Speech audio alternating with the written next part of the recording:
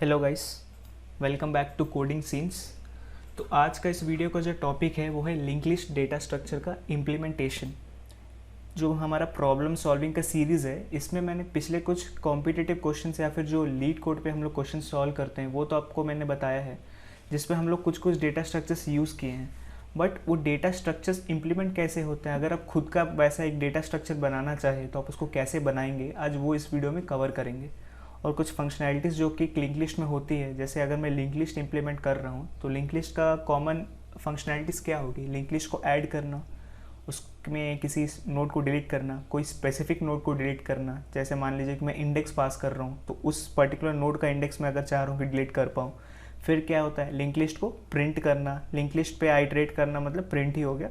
और उसके बाद क्या है, मैं आपको ये भी बताऊंगा कि आप लिंक लिस्ट में रिवर्स कैसे कर सकते हैं लिंक लिस्ट को। जैसे कि अभी जैसे मैं एक सिंगली लिंक लिस्ट के बारे में बताऊंगा इस वीडियो में, तो मैं बताऊंगा कि आप लिंक लिस्ट को रिवर्स भी कैसे कर सकते हैं। उसका मैं दो तरीका बताऊंगा, एक जिसमें आपको हर नोड के लिए एक नया नोड क्रिएट करके बनाना पड़ेगा, और दूसरा मैं आपको बताऊंगा जिसमें आपको नया नोड बनाने का जरूरत नहीं होगा, आप बस पॉइंटर्स के हेल्प से ही लिंक लिस्ट को रिवर्स कर देंगे। ठीक है, तो अब ज़्यादा बात ना करते अब एक्सप्लेनेशन पे आते हैं कि जैसे मैं किस चीज़ के बारे में बता रहा हूँ, लिंक लिस्ट के बारे में। तो लिंक लिस्ट क्या है, बेसिकली एक डेटा स्ट्रक्चर ही है, राइट। लिंक लिस्ट एक डेटा स्ट्रक्चर है।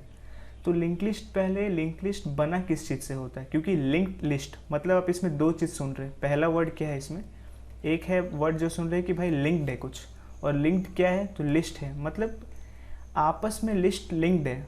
ठीक है, अब वो लिंक्ड कैसे होगा, तो अगर कुछ मेमोरी में अगर आप लिंक कर रहे हैं तो लिंक कैसे कर सकते हो, ऑब्वियसली एड्रेस के साथ ही, राइट।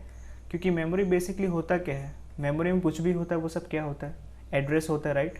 तो अगर लिस्ट है तो लिस्ट कैसे लिंक्ड हो रहा है आपस में, वो समझना मेन ज़रूरी है। ठीक है, अब लिंक लिस्ट में जो हर एक पर्टिकुलर वैल्यू होता है उसको हम लोग क्या बोलते हैं, नोड बोलते हैं। ठीक है, तो अब ये क्या बोल सकते हैं कि जो लिंक लिस्ट होता है भाई, ये मेरा सीरीज ऑफ नोड्स भी होता है जो कि आपस में कनेक्टेड होता है। ठीक है, तो अगर मैं इसका डायग्राम बना के आपको दिखाऊँ लिंक लिस्ट का, जैसे डायग्राम पे आए तो बेसिकली मान लीजिए कि ये क्या है, ये एक पर्टिकुलर मेरा नोड है। अब नोड के पास क्या होने चाहिए, पहला वैल्यू क्या होना चाहिए नोड के पास, भाई कि मेरा जो डेटा है जो मैं तुमको बोल रहा हूँ स्टोर करने के लिए, वो चीज़ स्टोर करोगे। डी किसको रिप्रेजेंट कर रहे हैं, मेरे यहाँ पे डेटा को रिप्रेजेंट कर रहे हैं। ठीक है, तो पहला चीज़ तो होगा कि भाई ये क्या है, नोड है। ओके, ये है नोड, मैं एक स्पेसिफिक नोड का बात कर रहा हूँ जो लिंक लिस्ट के अंदर होता है। तो मैं क्या बोल रहा हूँ कि मैं अगर कुछ स्टोर कर रहा हूँ, नोड को मैं एज ए क्या यूज़ कर रहा हूँ, एज ए स्टोरेज डिवाइस। ठीक है, मतलब एक तरीके से मैं स्टोरेज के लिए यूज़ कर रहा हूँ ना इसको। तो अगर ये मेरा नोड है तो नोड अगर मैं स्टोरेज के लिए यूज़ कर रहा हूँ तो एक चीज़ तो ऑब्वियस बात है कि उसमें मेरा क्या रहेगा, डेटा रहेगा, जो कि मैंने क्या बताया, डेटा यहाँ पे आ गया। ठीक है, जो कि डेटा स्टोर्ड है।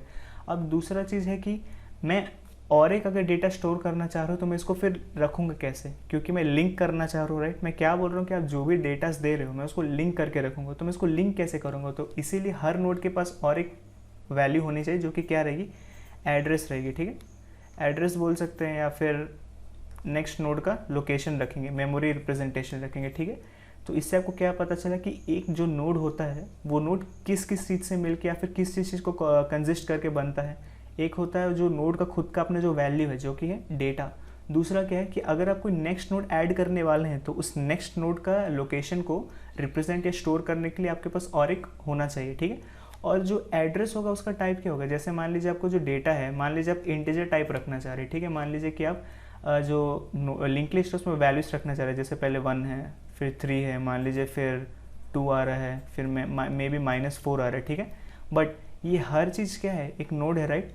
1 नोड है, 3 नोड है, 2 नोड है, राइट, और -4 भी नोड है। मतलब कि जो एड्रेस होगा जो इस पार्ट का रेफरेंस रख रहा है, मतलब क्या ये एड्रेस ही है, राइट, ये एड्रेसेस ही है, तभी आप एक नोड से दूसरे नोड पर ट्रैवर्स कर सकते हो। तो एड्रेस नोड का टाइप क्या होना चाहिए, जैसे डेटा का टाइप तो कुछ भी हो गया, इंट हो गया, मान लीजिए स्ट्रिंग हो सकता है, राइट, कुछ भी हो सकता है। बट जो आपका एड्रेस होगा वो एड्रेस किसका एड्रेस रख रहा है, नोड का एड्रेस रख रहा है, राइट, कि मेरा अगला जो नोड है उसका एड्रेस। तो मतलब जो एड्रेस का टाइप होगा वो भी क्या होगा, नोड ही होना चाहिए, क्योंकि अगर उसका टाइप नोड है तभी आप उसका एड्रेस रख सकते हैं।